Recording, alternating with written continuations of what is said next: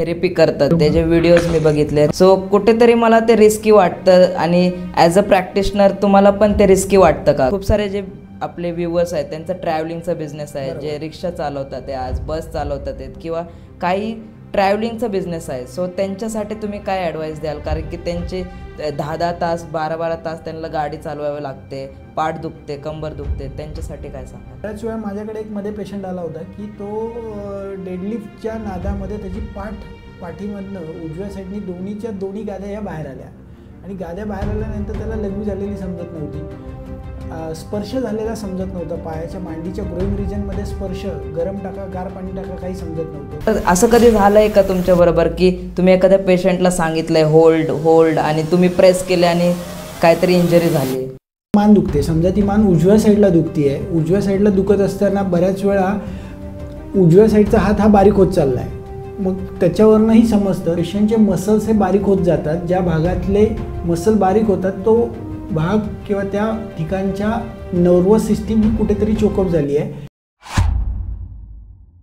नमस्कार मित्रांनो, माझं नाव अभिषेक आणि तुम्ही पाहतात AB इंटरव्ह्यू. तर मित्रांनो, स्वागत आहे तुमचं एका नवीन व्हिडिओमध्ये. सोबत आहेत डॉक्टर विराज सर, जे एक स्पाइन स्पेशलिस्ट आहे. फर्स्ट ऑफ ऑल सर, तुमचं नवीन स्टुडिओमध्ये खूप खूप स्वागत. नमस्कार, खूप खूप तुमचे धन्यवाद की या पॉडकास्टला आज मला बोलवलं आणि मणक्याचे विकार non surgical treatment evidence based scientific. आज मला 19 वर्ष कंप्लीट झाली. मणक्याच्या आजाराबद्दल बरंच काही गोष्टी आज आपण बोलूयात. ओके. जे बॅक पूर्ण आपण जे पार्ट म्हणतो त्याचं नेमकं रचना कशी असते? मानेमध्ये 7 मणके, थोरॅसिकमध्ये 12 मणके, लंबरमध्ये 5, सॅक्रममध्ये 4 आणि कॉकिक्स माकडहाड मध्ये 4 मणके, असं टोटल 33 मणक्याचा आपला मानेपासून चालू होऊन ते माकडहाडापर्यंतचा सगळे व्हर्टेब्रल सेगमेंट. 2 व्हर्टेब्रल सेगमेंट, त्याच्यामध्ये पाण्याची गादी असते आणि ती पाण्याची गादी जी आहे त्याच्या मध्यभागी न्यूक्लियस पल्पस, जी जेली लाईक स्ट्रक्चर, ज्याच्यामुळे आपण बऱ्याच हालचाली करतो, पुढे वाकणे मागे वाकणे, सगळे कुठल्याही प्रकारच्या ज्या हालचाली आहेत त्या न्यूक्लियस पल्पसमुळे होतात. ओके. तर हे सगळं माणसाचा मेंदू हा विकसित होत गेला कारण माणसाची पाठ ही सरळ आहे. तुम्ही जर बघितलं प्राण्यांची पाठ ही आडवी आहे. हत्तीची पाठ बघा, शेळीची पाठ बघा, कुत्र्याची पाठ बघा, मांजरीची पाठ बघा, आणि माणूस हा विकसित होत गेलेला प्राणी आहे. तर मनुष्य ह्याला ब्रेन आहे, विचार आहेत, चिंतन आहे, बुद्धी आहे, त्याच्यामुळे तो विकास होत होत होत पाठीचा मणका जो आहे तो हा सरळ होत गेलाय. ओके. सर, जसं की तुमचे खूप सारे पॉडकास्ट मी ऐकले आणि त्याच्यामध्ये तुम्ही एक गोष्ट खूप हायलाईट केलेली आहे किंवा बॅक पेन आणि स्टमक ह्याचं रिलेशन काय नेमकं? एक लक्षात घ्या, आपले पाठीचा मणका हा मागे आहे आणि सगळे अवयव जसं पोट आहे, पोटाच्या म्हणजे स्टमकच्या शेजारी आपला डिओडिनम आहे, डिओडिनमच्या वरच्या साईडला तुमची left kidney, right kidney, liver, हे खाली लहान आतडं, मोठं आतडं. तर ह्या सगळ्या ज्या गोष्टी आहेत त्यामध्ये ज्यावेळेस पोटाचे भागातले अवयव कुठेतरी मिसअलाइन होतात, त्याची मोटिलिटी स्वतःची एक हालचाल असते, ती हालचाल कमी होते आणि ती हालचाल कमी झाल्यामुळे तिथले ऑर्गन हे कडक होतात, दगडासारखे, काही वेळेस फ्रोज होतात.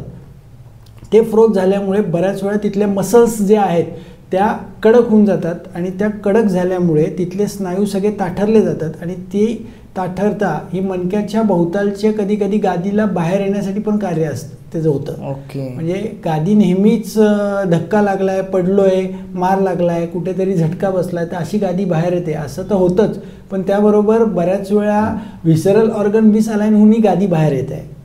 ओके. आणि मग हे जे आपण म्हणतो की आजचं जे लाईफस्टाईल झालेलं आहे त्याच्यामुळं पोटाचे विकार तर होतच आहेत, पण बॅक पेन पण रिलेटेड आहे का ते? बरोबर. एक लक्षात घ्या, कस्टमाइज प्रत्येक पेशंट बघणं गरजेचं आहे आणि कस्टमाइज बघत असताना प्रत्येक पेशंटचं निदान जे आहे ते योग्य करणं की हा पेशंटला पाठदुखी किंवा कंबरदुखी जी आहे ती मणक्यामुळे आहे, गादी सरकल्यामुळे आहे, पोटामुळे आहे का इतर काही त्याच्या स्वभावामुळे पण आहे? स्वभावामुळे. येस. कसं काय? एक लक्षात घ्या, बऱ्याच वेळा आपण चिंतन करतो, आपण विचार करत असतो, गरज नसतानाही बरेच विचार आपण करतो.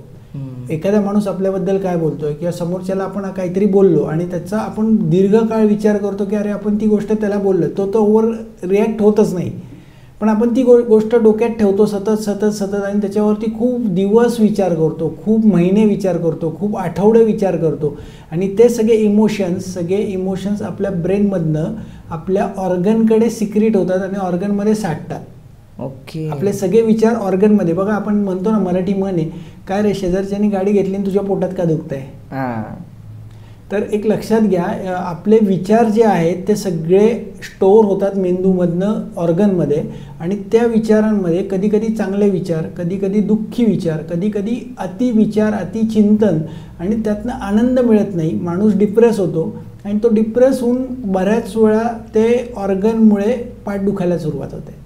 ओके. सो जसं की तुम्ही जी थेरपी करतात त्याचे व्हिडिओज मी बघितले, रील्स बघितल्या, मार्केटमध्ये पण खूप सारे रील्स इंस्टाग्रामवर फेसबुकवर बघतो.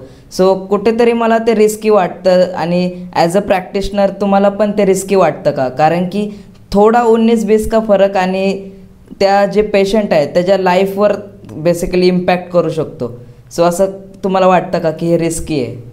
सर अजिबात रिस्की नाही आहे. हे बघा, विमान चालवणारा ड्रायव्हर, वैमानिक आणि रेल्वे चालवणारा आणि आपण टू व्हीलर चालवणारा, ज्याला त्याचं स्किल दिलेलं आहे, स्किल घेतलेला माणूस, व्यवस्थित नॉलेज घेतलेल्या माणसाच्या हातात आपलं शरीर दिलं आहे.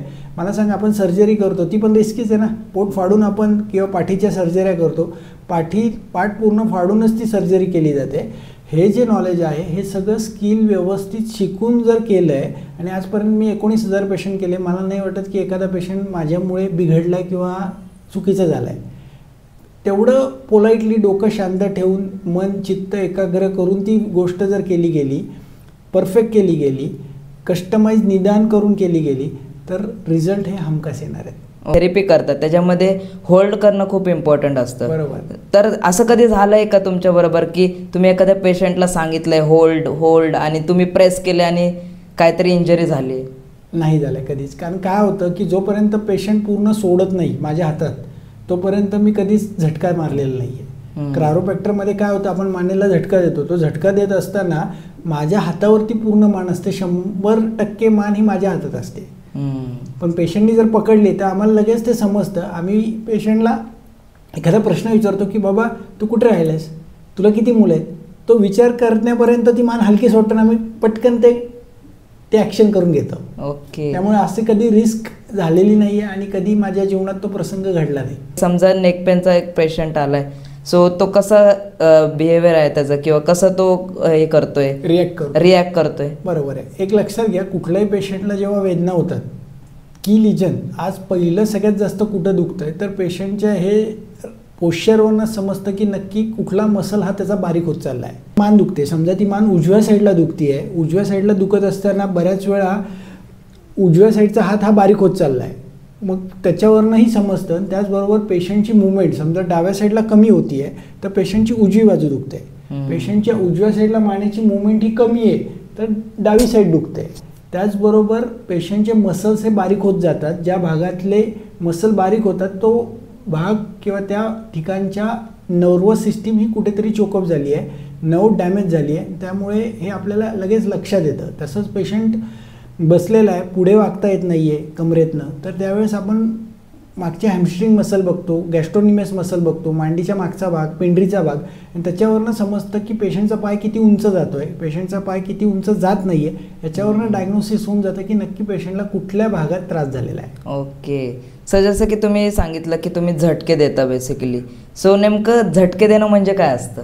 झटका देणं म्हणजे क्रायोप्रॅक्टर ट्रीटमेंट आहे. त्याला क्रायोप्रॅक्टर किंवा हाडवैद्य, बोन सेटिंग म्हणजे काय, एखादा व्हर्टेब्रल सेगमेंट आहे बघा, इथे मी स्ट्रक्चर आणलं आहे दाखवायला. व्हर्टेब्रल सेगमेंट समजा उजव्या साईडनी मागे आलाय, उजव्या साईडनी मागे आलाय तर ती उजव्या साईडनी मागे आलेली गोष्ट आम्ही परत तिला उजव्या साईडला पुढे घेऊन जातो.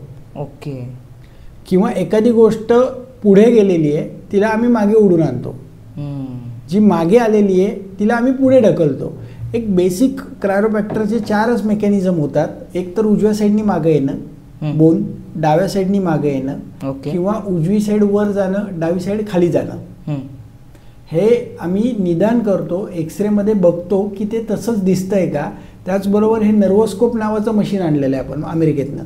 हे मानेच्या पहिल्या मणक्यापासून खाली माकड हाडापर्यंत लावलं जातं आणि ते लावलं असताना कुठल्या प्रकारची नव ही डॅमेज आहे, लंबरचा L2 डॅमेज आहे का L3 डॅमेज आहे का L4 L5 मधनं उजव्या साईडनी गादी बाहेर आली का डाव्या साईडनी गादी बाहेर आली, हे आपल्याला ह्या मशीनद्वारे समजतं आणि त्यानुसार आपण कस्टमाइज ट्रीटमेंट देतो. त्याच्यामुळे ते सफल आणि यशस्वी ठरत आहे. की इनिशियल स्टेज काय असते बॅक पेन किंवा नेक पेनची, कारण की इनिशियली स्टार्ट कसं होतं हे? एखादा ट्रॉमा झाला किंवा एखादा बसलाना मानेला झटका बसला, काहीतरी वस्तू उचलताना झटका बसला, काहीतरी गाडीतला प्रवास करत असताना खड्ड्यात स्पीड ब्रेकरवर गाडी गेली दचका बसला, एखादा वजनदार वस्तू सिलेंडर उचलतोय, पोतं उचलतोय आणि दचका बसलाय, घरातली कुंडी हलवतोय आणि दचका बसलाय, तर कुठल्या तरी मसलला कुठल्या तरी स्नायूला झटका बसणं आणि तो झटका बसल्यानंतर दोन मणक्यातलं अंतर कमी होऊन गादी बाहेर फेकली जाणं टॉर्क आणि फोर्स वाढल्यामुळे, मग तिथे पेशंटला मान दुखायला लागते किंवा अवघडते पहिले सुरुवातीला. काही पेशंटचा आजार हा कमी प्रमाणात असेल तर मान अवघडते, 4-5 दिवसात ती ऑटोमॅटिक बरी होऊन जाते. कंबर अवघडते, 4-5 दिवसात बरी होते. पण 4 आठवड्यापेक्षा जास्त रोज सकाळी उठल्यावर कंबर अवघडते म्हणजे समजायचं की तिथे तुम्हाला डॉक्टरांना दाखवायचं आहे. ओके. जर सर आपण बघितलं की जे शेतकरी वर्ग आहे त्यांच्याकडे असे प्रॉब्लेम्स खूप कमी येतात की त्यांचे कंबर लचकते किंवा जे बॅक पेन आहे, किंवा काय वाटतं तुम्हाला की ते असे काय प्रॅक्टिस करतात जेणेकरून आज मॉडर्न सगळ्यांनाच बॅक पेन आहे, सगळ्यांनाच नेक पेन आहे, पण आज जर शेतकरी आपण बघितलं तर त्यांना खूप कमी जे आजार आहेत ते आहेत. एक लक्षात घ्या, असं नाही आहे की जो चुकीच्या मुवमेंट करतोय, चुकीच्या हालचाली करतोय, एक हालचाल करताना एका सेकंदामध्ये 3 हालचाली करतो, अशा लोकांमध्ये ते प्रॉब्लेम क्रिएट होतात. जे पारंपरिक पद्धतीने तुम्ही काम करत आलेला आहात, आज तुमचे वडील ज्या पद्धतीने एखादी शेती करतात आहे, तुमचे आजोबा ज्या पद्धतीने शेती करतात आहे, ती क्रिया करत असताना भले नांगरणी असो, भले पिकं लावणं असो, भले पोतं उचलणं असो, ते उचलण्याची एक विशिष्ट पद्धत आहे, टेक्निक आहे. ती पद्धत किंवा ती टेक्निक वापरत असताना त्या टेक्निकमध्ये जर चुकीचं काही अवस्था घडली, चुकीच्या अवस्थेत ते उचललं गेलं आणि चुकीच्या अवस्थेत ठेवलं गेलं, त्यामुळे गादीही बाहेर येते. माझा बेसिक प्रश्न आहे की स्लिप डिस्क, हर्निया आणि स्टॅटिका हे सिम्पल लँग्वेजमध्ये समजून कसं सांगाल तुम्ही, कारण की खूप जणांना हा प्रश्न असतो की त्यांना माहितीच नसतं की काय झालं नेमकं. एक लक्षात घ्या, दोन वर्टेब्रल सेगमेंटच्या मध्ये पाण्याची गादी असते. ही पाण्याची गादी पांढऱ्या रंगाची आहे, त्याच्यामध्ये बघा पिवळ्या रंगाची गादी दिसते. ही गादी एखादा झटका बसला आणि थोड्याच प्रमाणात बाहेर आली, फर्स्ट ग्रेडमध्ये बाहेर आल्यानंतर पेशंटची कंबर पूर्ण आखडून जाते, स्पाझम येतो, पेशंटला धड उठता येत नाही, बसता येत नाही, झोपता येत नाही. 24 तास पेशंटने आराम केला की ते ऑटोमॅटिक बरं होतं. परंतु काही पेशंटची गादी ही ॲन्युलस फायबरच्या बाहेर येते, टोकावरती येते, तेव्हा पेशंटला रोज सकाळी उठल्यानंतर कंबर अवघडते. तीच गादी अजून बाहेर पडते. हे बघा इथे लाल रंगाची गादी बाहेर पडलेली आहे. ती गादी अजून बाहेर पडली, त्याला म्हणतो आम्ही स्लिप डिस्क. त्याच्यामध्ये 3 प्रकार आहेत.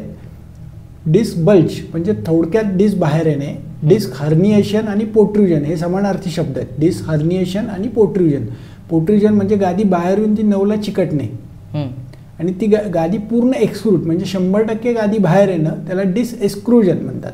तर हे पूर्ण डिस्क ही 100% बाहेर येते.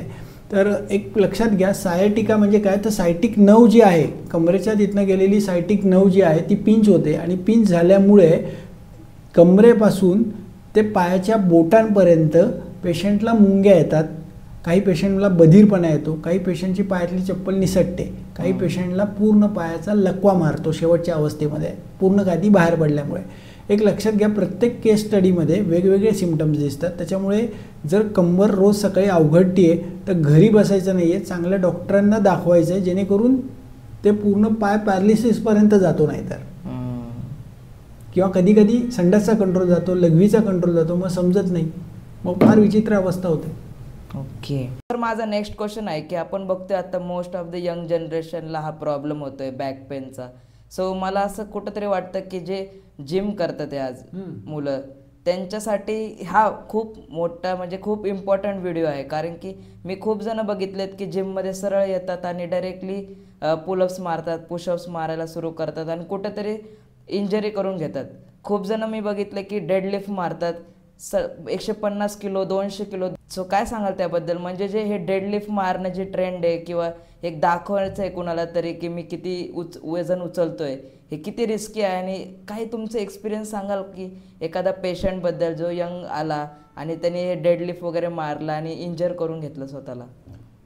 एक लक्षात घ्या, अतिसाहस हे आयुर्वेदशास्त्रांनी सांगितलेलंच आहे की ते शक्यतो टाळावं. अतिसाहस कुठल्याही गोष्टीचं. तर डेडलिफ्ट किंवा जिमचे जे प्रकार आहेत, एक तर पहिला गुरु चांगला पाहिजे, ट्रेनर चांगला पाहिजे. आपण एक लक्षात घ्या, पहिलीतनं दुसरीत जातो, दुसरीतनं तिसरीत जातो, तिसरीतनं पाचवीत जातो. जसं जसं आपण पुढे जातो तसं मग आपण नंतर इंजिनिअरिंग किंवा डॉक्टरला एज्युकेशन घेतो किंवा कुठल्याही प्रकारचं ग्रॅज्युएशन, पोस्ट ग्रॅज्युएशन आणि त्यानंतर PhD. तसंच कुठलेही जिम करत आहात तुम्ही, तर जिम करताना तुम्ही एक बेसिक पहिले सुरुवातीला हलके व्यायाम करा, मग त्यातनं ट्रेनरचा सल्ला घ्या, मग थोडेसे जास्त 1-2 किलोपासून चालू करा, मग 3 किलो वाढवा. बऱ्याच वेळा माझ्याकडे एक मध्ये पेशंट आला होता की तो डेडलिफ्टच्या नादामध्ये त्याची पाठीमधनं उजव्या साईडनी दोन्ही गाद्या या बाहेर आल्या, आणि गाद्या बाहेर आल्यानंतर त्याला लघवी झालेली समजत नव्हती, स्पर्श झालेला समजत नव्हता, पायाच्या मांडीच्या ग्रोईंग रिजनमध्ये स्पर्श, गरम टाका गार पाणी टाका काही समजत नव्हतं, बर्फ लावला काही समजत नव्हतं. तर एक लक्षात घ्या, बऱ्याच वेळा पेशंट जे आहेत ते एकतर अतिउत्साहाच्या ह्याच्यामध्ये त्याला समजत नाही की आपण काय करतो आहे, आणि एकदा इंजुरी झाली, एकदा गादी बाहेर आली, ती जोपर्यंत आत जात नाही तोपर्यंत पेशंटला मग एक 6-7 महिने, 9 महिने, 12 महिने त्याला कंपल्सरी मग 2 पावलं चालता येत नाही आहे, संडाचा कंट्रोल गेलेला होता, लघवी झालेली समजत नव्हती, मग प्रचंड वेदना होत्या, पायात मुंग्या होत्या. तर हा पेशंट आम्ही जवळजवळ आम्हाला एक 9 ते 12 महिने लागले पूर्ण रिकवर करायला. पण ते एखाद्या पेशंटचं मग तो पेन इतकं सिव्हिअर असतं की त्याला ते काही धड झोपता येत नाही, धड बसता येत नाही आहे. काही लोकांना पोटावर म्हणजे काही पेशंट मी बघितलेत की जे खुर्चीवरती रात्रभर झोपावं लागतं पेनमुळे. बापरे. म्हणजे हे खरंच आहे. डेडलिफ्ट जे लोक मारणार आहात, तुम्ही एक व्यवस्थित चांगला ट्रेनर घ्या, त्यांच्याकडनं समजून घ्या आणि मग चालू करा. कुठल्याही जिमचा प्रकार अतिसाहसमध्ये तुम्ही जर केला तर नक्कीच कमरेच्या आजूबाजूच्या मसलला इजा होते, स्नायूंना इजा होते, लिगामेंटला इंजुरी होते, बऱ्याच वेळा लिगामेंटम फ्लॅवम तो फाटून जातो आणि बऱ्याच वेळा मग क्रिटिकल कंडिशन होते. सर जसं की तुम्ही ती केस सांगितली, सो त्या केसमध्ये असं होतं का की तो त्या व्यक्तीला परत एकदा जिम चालू करता येते, किंवा मग परत जी डेडलिफ्ट जो करत होता किंवा जे एक्सरसाइज तो करत होता त्याला करता आली ती परत करता आले ना सर? हे बघा, 9 महिन्यानंतर आम्ही त्याला हळूहळू परत सगळं चालू केलं आणि 1.5 वर्षाच्या कालावधीनंतर त्यांनी सगळ्या गोष्टी परत चालू केल्या. प्रत्येकाची जी पार्ट आहे त्याची प्रत्येकाची एक कॅपॅसिटी असते. बरोबर. सो कसं ओळखायचं की माझी पार्ट किंवा माझी बॉडी इतकं वेट उचलू शकते? मध्ये हाच प्रॉब्लेम मला दिसतो की प्रत्येकाला माहितीच नाही की मी किती वजन उचलू शकतो, आणि ती कॅपॅसिटी स्वतःची माहितीच नाही आहे.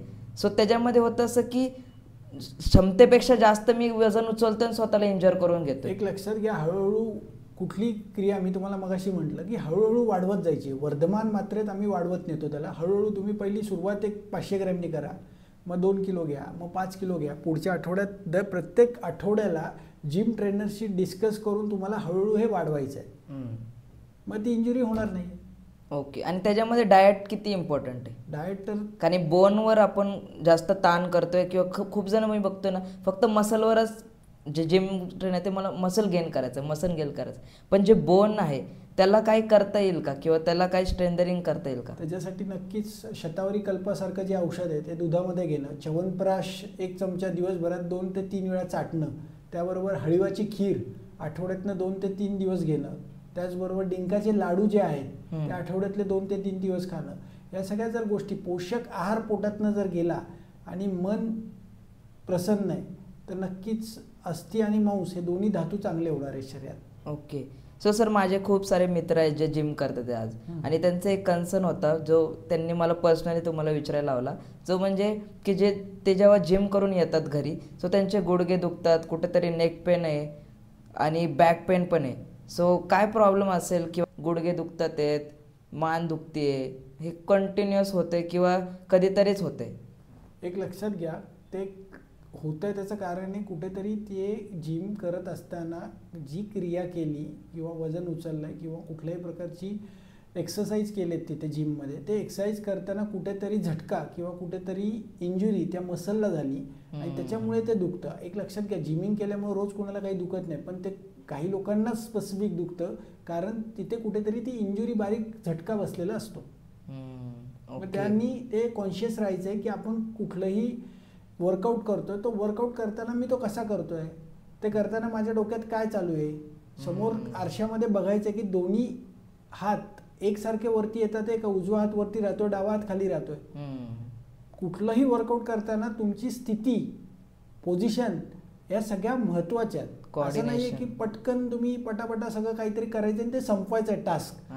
शांततेत तुम्हाला किती सहन होत आहे आणि तुम्हाला त्यापासून फायदा होतोय का तोटा होतोय हे आतमधलं हृदय प्रत्येकाला सांगतं.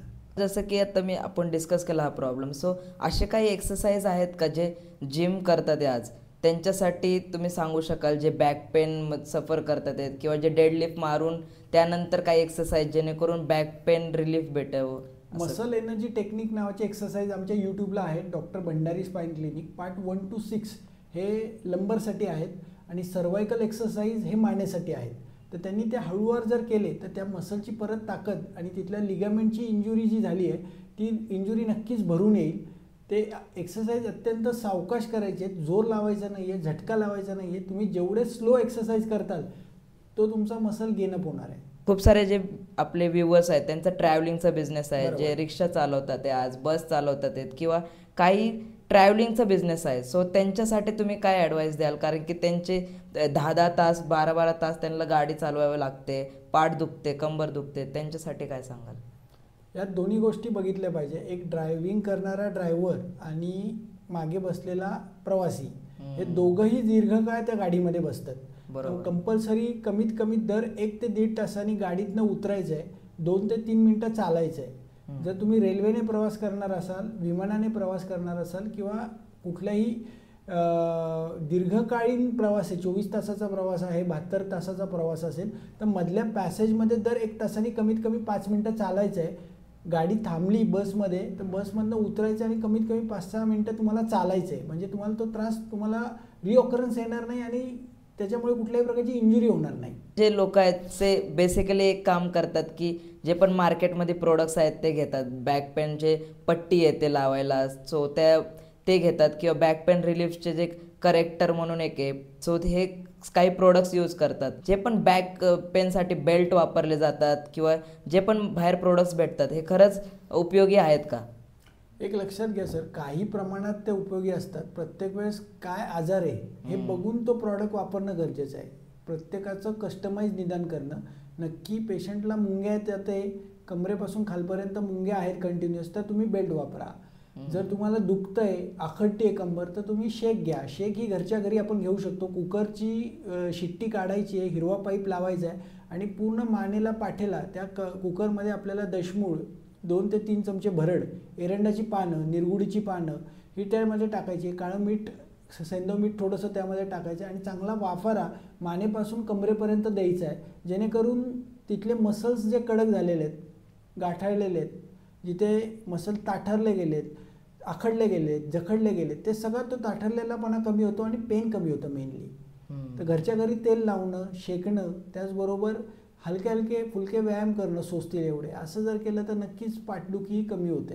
जसं की आपण सांगितलं की बॅक पेनसाठी स्ट्रेट बसणं खूप इम्पॉर्टंट आहे. खूप लोक जे आहेत ते स्ट्रेट बसतात आणि हार्ड सरफेसवर स्ट्रेट बसतात, सो होतं काय की त्यांचं कुठंतरी माकड हाड दुखायला लागतं आणि खूप जण असं बघितलं की जे बाथरूममध्ये घसरून पडलेत आणि माकड हाडला लागलंय आणि ते टेलबोन आपण ज्याला म्हणतो ते इंजर करून घेतात. सो काय सांगाल त्याबद्दल? टेलबोनचं आम्ही ॲडजस्टमेंट करतो. टेलबोन म्हणजे माकडहाड जे आहे ते बऱ्याच वेळा एक तर काही लोकांचं पुढे जातं, कारण टेलबोन हा मोबाईल बोन आहे. मोबाईल म्हणजे काय, तो मूव होतो इकडे तिकडे. तर ते 4 बोनचे जे तुकडे आहेत ते मूव होत असतात इकडे तिकडे. तर त्याला झटका बसला तर तो उजवीकडे जातो, काही लोकांचा डावीकडे जातो, काही लोकांचा पुढे जातो, काही लोकांचा मागे जातो. तर आम्ही त्याला ग्लोव्ज घालून, ॲनसमध्ये हात घालून ते टेलबोन परत रिअलाइन करतो. आणि बऱ्याच वर्षाचं ज्या लोकांचं टेलबोन दुखतं आहे त्या लोकांची बऱ्याच वेळा टाच पण दुखते, कारण टेलबोनपासून निघालेला फेशिया ह्या टाचेपर्यंत आहे आणि त्या लोकांची टेलबोन जर ॲडजस्ट केला तर टाच ही दुखायची बंद होते आणि टेलबोन दुखायचाही बंद होतो. त्या टेलबोनची खूप चांगली ट्रीटमेंट आहे, ॲडजस्टमेंट, क्रायोप्रॅक्टर. त्यासोबत आपण न्यूरोमेनिंजल मॅनिप्युलेशन टेलबोनसाठी देतो, ज्याच्यामध्ये ज्या नर्व्ज तिथे गाठाळल्या आहेत किंवा त्या नर्व्ज कॅलोजन फायबरच्या नोड्स तिथं बनलेले आहेत, त्या गुठळ्या किंवा त्या नोड्स सगळे आपण सोडवतो आणि तिथलं सगळे मसल फ्री. त्याला म्हणजे पहिल्यांदा काहीतरी खुर्चीवर बसलो असं फील येतं. माझ्याकडे बऱ्याच 2-3 लेडीज आल्या होत्या की एक लेडीज घसरून पडली, पाणी होतं, टाईल्सवरनं घसरून पडल्या आणि त्यानंतर त्यांचा टेलबोन उजवीकडे गेला होता आणि त्यामुळे त्यांचं बऱ्याच वेळा अर्धं डोकं दुखायचं टेलबोनमुळे. टेलबोन मिसअलाइनमेंटमुळे बऱ्याच लोकांचं अर्धं डोकं दुखतं किंवा त्यांना वाटतं की मला मायग्रेनचा त्रास आहे का, पण तिथे रूट कॉज हा टेलबोन शिफ्टिंग असतो. तसंच एक लेडीज आली होती, त्यांच्या डाव्या पायाची टाच सतत दुखायची, मग आम्ही टेलबोन त्यांचा ॲडजस्ट केला, ती टाच दुखायची बंद झाली. आपण खूप सारे रेमेडीज बघतो. सो माझा हा प्रश्न आहे की स्पाईनसाठी किंवा नेकसाठी असे कोणते फळं किंवा व्हेजिटेबल्स ते तुम्ही रेकमेंड कराल डेली किंवा वीकली खाण्यासाठी? बरोबर. एक लक्षात घ्या, स्पाईनसाठी सगळ्यात महत्त्वाचं काय तर पहिली गोष्ट धातुक्षय झालेला आहे का अवरोधजन्य स्पाईन दुखी आहे. धातुक्षयजन्य म्हणजे काय की जिथे बोनला खड्डे पडलेत किंवा बोन हे झिजलेत आणि त्याच्यामुळे होणारी पाठदुखी, त्या लोकांना दाबून घ्यावं असं वाटतं. मी कंबर दाबून घेतली की मला बरं वाटतं, मी मान दाबून घेतली की मला बरं वाटतं. आणि अवरोधजन्य म्हणजे काय, आमजन्य, जिथे पेशंटला दाबल्यानंतर दुखणं वाटतं. मग अशा केसेसमध्ये दोघांमध्ये डाएट हा वेगळा वेगळा आहे.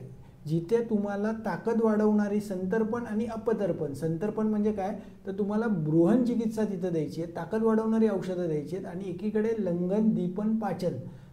तर बेसिकली 2 खारका कंपल्सरी सकाळ संध्याकाळ खाणे, हळीवाची खीर खाणे, त्याचबरोबर साळीच्या लाह्या खाणे, मखाने खाणे, डिंकाचे लाडू खाणे, या गोष्टींनी ताकद वाढते, तिथल्या हाडांची झीज भरून येते. त्याचबरोबर आमजन्य आहे की ज्यांना दाबल्यानंतर दुखायला वाटतं किंवा सूज येते किंवा प्रचंड प्रमाणात पोटात गॅसेस होतात, पोट फुगल्यासारखं वाटतं आणि कंबर दुखते. अशा केसेसमध्ये आल्याचा तुकडा आणि मीठ दिवसभरात 3 ते 4 वेळा चावून खाणं, अन्न न जेवणं, लंघन चिकित्सा तिथे. लंघन जर केलं तर ती पाठदुखी कमी होते. ओके. म्हणजे दोन्ही प्रकारचे कंडिशनचे पेशंट आहेत. एक आहे की जिथे अति आहार पाहिजे आणि एक आहे जिथे की आहारच नको आहे. हे कस्टमाइज निदान करून ठरवावं लागतं. ओके. सर जसं की आपण मगाशी डिस्कस करत होतो, माझा एक प्रश्न होता जो राहिला बेसिकली. सो एक की आयडेंटिफाय कसं करायचं की आपल्याला झालं आहे काय नेमकं, म्हणजे स्टॅटिकाचे जे सिम्टम्स आहेत ते नेमकं काय आहेत, बाकीचे जे स्लिप डिस्क वगैरेचे सिम्टम्स आयडेंटिफाय कसं करायचं आहे की मला नेमकं स्टॅटिका झालं आहे, स्लिप डिस्क झालं आहे की हर्निया झालं आहे. आणि सेकंड क्वेश्चन की MRI किंवा CT स्कॅन न काढता पण आपल्याला कॉज कळेल का? एक लक्षात घ्या, बेसिकली सायटिका, स्लिप डिस्क याची लक्षणं काय आहेत तर पहिली गोष्ट उजव्या पायाला, उजव्या साईडनी जर डिस्क बाहेर आली असेल तर उजव्या पायाला दुखतं. मग दुखणं हे स्पेसिफिक आहे. काही लोकांना फक्त कमरेत दुखतं, काही लोकांना मांड्यांच्या मागे दुखतं, काही लोकांना पिंडरीमध्ये दुखतं, काही लोकांना कमरेपासून पायाच्या तळपायापर्यंत दुखतं.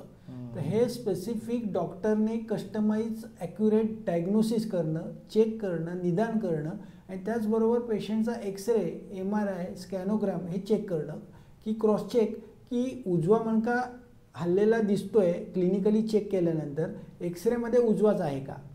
त्याचबरोबर उजव्या साईडनी L4, L5 मधनं गादी बाहेर आली आहे किंवा C6, C7 मानेतली गादी बाहेर आली, मग ती MRIमध्ये दिसती का बाहेर आहे का, मग तशा प्रकारचे सिम्टम पेशंटमध्ये आहेत का, हे क्रॉस चेक करण्यासाठी एक्सरे, MRI आणि पेशंटचं क्लिनिकल असेसमेंट हे खूप गरजेचं आहे. पण ह्याच्यात डिफरन्स नेमकं काय, म्हणजे 3 टर्म्स आहेत खरं तर. बरोबर. पण ह्याच्यात कसे सिम्टम्स आहेत? सायटिका, स्लिप डिस्क आणि हर्निएशन हे ॲक्च्युली एक वर्टेब्रल सेगमेंटमधनं गादी जी बाहेर पडते, काही प्रमाणात बाहेर पडते त्याला म्हणतात बल्ज, जास्त प्रमाणात पडते त्याला म्हणतात प्रोट्रुजन किंवा हर्निएशन, आणि अति प्रमाणात पूर्ण गादी बाहेर पडली तर तिला म्हणतात एक्सक्लुजन. तर सायटिका, स्लिप डिस्क हे सगळे एकच आहेत, फक्त त्याच्या स्टेजेस आहेत. त्या एकाकडे फक्त 5 मिनिटं आहेत.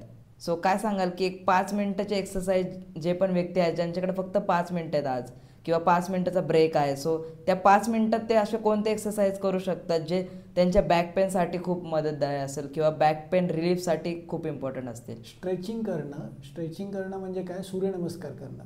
तर सूर्यनमस्कार करताना एका आसन स्थितीमध्ये कमीत कमी पहिले 10 सेकंदाचा एक सूर्यनमस्कार, 10 सेकंद एका स्थितीत थांबा आणि तो सूर्यनमस्कार 12 पोझिशन तुम्हाला करायचे आहेत.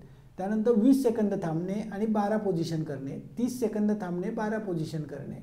हे जर सूर्यनमस्काराच्या 12 पोझिशन जर आपण व्यवस्थित केल्या तर सगळ्या बाजूने स्ट्रेच होतं, तिथले आजूबाजूचे ligament, soft tissue, deep tissue, muscles, तिथलं पेन हेच पूर्णपणे कमी होऊन जातं. तर सूर्यनमस्कार सारखा व्यायाम हा सगळ्यात भारी व्यायाम आहे, तर तो प्रत्येकाने केला पाहिजे. ओके. सो सर बेसिकली असं आहे की जे पण आज ऑफिसमध्ये आहेत, ज्यांच्याकडे 5 मिनिट आहे, हे एक्सरसाइज ते करू शकत नाहीत कारण की त्यांच्याकडे तेवढी स्पेसच नाहीये. सो त्यांच्यासाठी काय सांगाल? जे घरी आहेत ते करू शकतात, पण जे ऑफिसमध्ये ज्यांच्याकडे स्पेस नाहीये त्यांनी उभं राहावं, हात वरती करावेत, जास्तीत जास्त स्ट्रेच करावे, पायाच्या बोटांवरती उभं राहायचा प्रयत्न करायचा, टाचा उचलायच्या. त्याचबरोबर उजवीकडे हात स्ट्रेच करायचा, डावीकडे हात स्ट्रेच करायचा, जास्तीत जास्त हात वर खाली उजवीकडे डावीकडे स्ट्रेच करायचा आहे. पुढे वाकायचं पूर्णपणे, जास्तीत जास्त जेवढं वाकता येईल तेवढं वाकायचं आहे. तुम्हाला जिथे स्ट्रेच करता येईल सगळा भाग तुमचा जो स्ट्रेच करता येईल तो करण्याचा प्रयत्न करायचा आहे दर 1.5-2 तासांनी, तर ॲटोमॅटिक बॉडी ही तंदुरुस्त राहणार आहे. Okay. So sir first of all तर थँक्यू सो मच, तुम्ही इतक्या लांबून आलात आणि हे जे व्हॅल्युएबल कंटेंट तुम्ही आज दिले ह्याच्यासाठी खूप जे व्ह्युअर्स आहेत आपले जे ह्या प्रॉब्लेममधून सफर करतात आहेत, सो त्यांच्यासाठी हे खूप इम्पॉर्टंट व्हिडिओ असं मला वाटतं आणि त्यांना खूप हेल्पफुल होईल. सो जाता जाता तुमच्या क्लिनिकबद्दल काय सांगाल की किती किती शाखा आहेत तुमच्याकडे आणि कोणते कोणते आजार तुम्ही नीट करता? सर माझी शाखा कुठे नाही आहे, मी फक्त हडपसर, पुण्यामध्ये हडपसर येथे माझं क्लिनिक आहे. पेशंट माझ्याकडे अख्ख्या भारतातनं पेशंट येतात, म्हणजे नेदरलँडवरनं महिन्याला 1-2 पेशंट येतात. नेदरलँडवरनं दुबईतनं महिन्याला 8 ते 10 पेशंट आहेत. बॉम्बेचे महिन्याला कमीत कमी 100 ते 200 पेशंट बॉम्बेतनं येतात. नांदेड, सातारा, सांगली, कोल्हापूर, उस्मानाबाद, बार्शी, लातूर, अंबेजोगाई, नाशिक, संभाजीनगर असं महाराष्ट्रातल्या प्रत्येक जिल्ह्यातनं माझ्याकडे पेशंट येतात. महिन्यातनं 1च दिवसाची ट्रीटमेंट असते. आम्ही कुठलाही पेशंट आला मणक्याचा तर तो आम्ही पहिल्यांदा त्याच्या डोक्यावरती हात ठेवतो आणि चेक करतो की प्रॉब्लेम हा मेंदूतल्या आजूबाजूच्या फ्लुईडमुळे आहे का. बऱ्याच वेळा मेंदूच्या आजूबाजूचं फ्लुईड हे मिसअलाइन होतं आणि त्यामुळे अख्ख्या बॉडीमध्ये एक प्रकारचं कॉन्ट्रॅक्शन येतं, कडकपणा येतो, टाईटनेस येतो, जडपणा येतो. त्याचबरोबर आम्ही चेक करतो व्हाईट ड्युरा मॅटरमध्ये प्रॉब्लेम आहे, फ्रंटल कॉर्नल सुचरमध्ये प्रॉब्लेम आहे, सजॅटल सुचरमध्ये प्रॉब्लेम आहे का, नोजमध्ये कुठेतरी गडबड आहे. त्यानंतर आम्ही ते चेक करतो की व्हिसरल ऑर्गनमध्ये काय प्रॉब्लेम आहेत का, कुठले ऑर्गन मिसअलाइन आहेत का, जसं स्टमक आहे, किडनीज आहे, लिव्हर आहे, स्प्लीन आहे, ते ऑर्गन टाईट झालेत का, किंवा ते ऑर्गन हलतच नाही आहेत का, किंवा ते ऑर्गन खूप हलतात आहे का, हे आम्ही चेक करतो. ते चेक केल्यानंतर आम्ही मस्क्युलोस्केलेटल म्हणजे मागच्या साईडचे मणके सगळे चेक केले जातात की ते अलाईन आहेत का मिसअलाईन झालेत, पुढं गेलेत, मागं गेलेत, उजवीकडे गेलेत, डावीकडे गेले, हे सगळं एक एक मणक्यापासून, मानेच्या पहिल्या मणक्यापासून माकडापर्यंत हे सगळं चेक केलं जातं. आणि चेक केल्यानंतर पेशंटला उभं केलं जातं, चारी बाजूनी पोश्चर बघितलं जातं, खांदे बरोबर लाईनमध्ये आहेत का, कमरेचा भाग लाईनमध्ये आहे का, गुडघे पुढे मागे गेलेत का. त्याचबरोबर स्टॅटिक आणि डायनॅमिक एक्झामिनेशन आम्ही करतो, ज्याच्यामध्ये पेशंटला पुढे वाकायला सांगतो, परत मागे यायला सांगतो, पेशंटचा पाय किती उंच वरती जातो हे चेक केलं जातं. त्यानंतर फेशिया बघितला जातो, पेशंटचा कसा आहे, फेशियाची आत्ता टेस्टिंग केली जाते की नक्की फेशिया कसा आहे, पेशंट कशा प्रकारे उभा आहे, ग्रॅव्हिटी कशी आहे पेशंटची, हे सगळं आपण चेक करतो आणि त्याच्यावरती एक कस्टमाइज निदान करतो. त्याचबरोबर पेशंटचे एक्सरे, MRI चेक करतो आणि ते मणका कुठे सरकला आहे, किती सरकला हे पेशंटला दाखवतो. त्याचबरोबर हे नर्व्होस्कोप नावाचं मशीन आहे, ते मानेपासून पहिल्या मणक्यापासून ते कमरेपर्यंत आपण लावतो आणि चेक करतो. त्याचबरोबर हे सगळं चेक केल्यानंतर एक निदान केलं जातं की महिन्यातनं 1 दिवस पेशंटला दवाखान्यात 3 तासासाठी यायचं आहे. काही लोकांना 12 उपचार, काही लोकांना 15 उपचार, काही लोकांना 20 उपचार, त्याच्यामध्ये क्रायरोपॅक्टर जे काही बोन मिसअलाइन झाले ते ओढून आपण बसवतो. सेकंड ट्रीटमेंट आहे व्हिसरल मॅनिप्युलेशन, ज्याच्यामध्ये जे ऑर्गन मिसअलाइन झालेत त्याला परत आपण रिअलाइन करतो. इस्टम नावाची ट्रीटमेंट आहे, इन्स्ट्रुमेंटेड असिस्टेड सॉफ्ट टिश्यू मॅनिप्युलेशन, ज्याच्यामध्ये नोड्स जे बनलेत, कॅलोजन फायबरचे नोड बनलेत, लिम्फ नोड जे बनलेले आहेत त्या नोड्सला आपण डिझॉल्व करतो. त्याचबरोबर METचे एक्सरसाइज पेशंटला शिकवले जातात. ऑनलाईन झूमवरती पेशंटचा योगा आठवड्यातले 3 दिवस मी स्वतः घेतो, सोमवार, बुधवार, शुक्रवार सकाळी 6:30 ते 7:30. त्याचबरोबर रोबोटिक डिकॉम्प्रेशन नावाचं एक USचं मशीन आहे, 2 मणक्यातलं अंतर वाढवलं जातं. जी गादी या पद्धतीने बाहेर आली आहे ती गादी परत आत जाण्यासाठी आपण प्रयत्न करतो. साधारण 7 ते 9 सेशनमध्ये पूर्ण गादी ही आत जाते आणि आत्तापर्यंत एक 10 ते 12 हजार लोकांचे आपण ऑपरेशन वाचवलेत. तो डाटा आत्ता तेवढा आहे आपल्याकडे. आणि बऱ्याच लोकांना ज्यांना असे प्रॉब्लेम आहेत की ज्यांना ऑपरेशन सांगितलं स्पेसिफिक, अशा लोकांसाठी खूप चांगल्या प्रकारे आपण मॅन्युअल थेरपी ह्या सगळ्या करतो. इंटिग्रेटेड सगळी थेरपी दिली जाते, 3 तासाची थेरपी चालते. त्याचबरोबर आपण आयुर्वेदिक नाडी परीक्षा चेक करतो आणि नाडी परीक्षा चेक करून पेशंटला आयुर्वेदिक औषधं दिली जातात.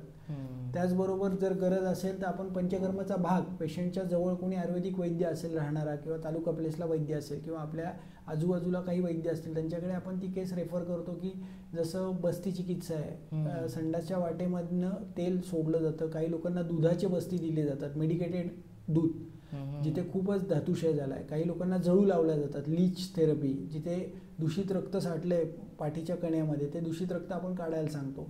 त्याचबरोबर आपण फ्रँकलिंग मेथड आणि BS मेथड म्हणून काही एक्सरसाइज पॅटर्न आहेत ते घेतो, जेणेकरून पेशंटच्या पाठीच्या कण्याच्यातली आजूबाजूच्या मसलची ताकद वाढते, स्नायूंची ताकद वाढते. त्याचबरोबर जे मणके पुढं मागे गेले त्याला रिअलाईन करून ते रिअलाईन जास्तीत जास्त कसं ठेवता येईल दीर्घकाळ याच्याकडे, त्यासाठी आपण पोश्चर प्रोग्राम घेतो की कसं उठायचं आहे, कसं बसायचं आहे, कसं चालायचं आहे, कसं झोपायचं आहे. त्याचबरोबर इमोशन रिलीज करणारी ट्रीटमेंट आपण देतो, ज्यांचे खूप दिवसाचे इमोशन अडकून बसलेत ऑर्गनमध्ये किंवा मनामध्ये. बऱ्याच वेळा एक लक्षात घ्या, अति काम, अति विचार, अति चिंता, अति गोष्टीचा कुठल्याही प्रकारचा अतिरेक हा तुमच्या सगळ्या आजूबाजूच्या मसलला डिकॉम्प्रेस करतो. मग तिथले मसल आपण FDM नावाची ट्रीटमेंट देऊन ते सगळे मसलच्या गाठी किंवा त्या मसलचे नोड सोडवतो. म्हणजे असं सगळं एक कॉम्बिनेशन ऑफ थेरपीज आहेत, कस्टमाइज पेशंट टू पेशंट वेगळ्या वेगळ्या थेरपीज आपण वापरतो आणि ऑपरेशन हे नक्कीच 100% वाचवण्यात आपल्याला यश येतं. ओके, सो ॲड्रेस आणि फोन नंबर सांगाल एकदा? माझा फोन नंबर, मोबाईल नंबर आहे 90 670 68 153.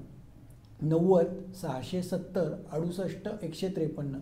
या नंबरवरती तुम्ही व्हॉट्सअपला हाय केलं तर व्हॉट्सअप ॲटोमॅटिक तुम्हाला माझे डिटेल्स देईल, कशी चिकित्सा असते, कशी ट्रीटमेंट असते मॅन्युअल थेरपी, याचं सगळं सविस्तर वर्णन त्या मोबाईलवरती ॲटोमॅटिक पेशंटला जातं. त्याचबरोबर अजून एक नंबर आहे 70 20 38 41 88. 70 20 38 41 88. क्लिनिक हडपसरला वैभव थिएटरच्या समोर सिटी सेंटर नावाची बिल्डिंग आहे, 4थ्या मजल्यावरती आपलं क्लिनिक आहे.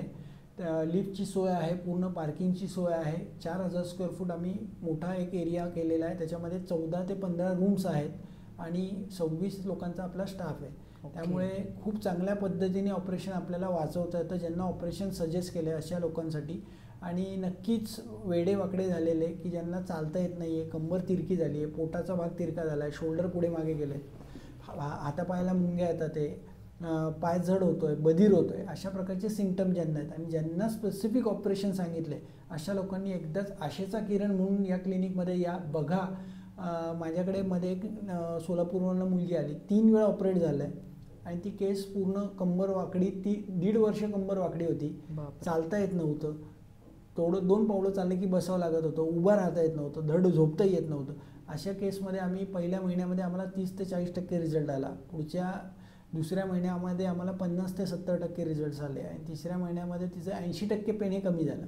अरे वा. म्हणजे प्रत्येक केस टू केस आपण सायंटिफिक बघतो, त्याच्याकडे ठरवतो की कोणत्या प्रकारची त्यामध्ये ट्रीटमेंट द्यायची, कस्टमाइज निदान केलं जातं आणि कस्टमाइज ट्रीटमेंट, त्याच्यामुळे रिझल्ट्स हे फास्ट आहेत. ओके, साधारण 9 महिन्यामध्ये पेशंट पूर्णपणे बरा होतो. अरे वा. So sir, first of all परत एकदा थँक्यू सो मच, तुम्ही पॉडकास्टमध्ये आलात आणि व्हॅल्युएबल इन्फॉर्मेशन शेअर केली, खरंच थँक्यू.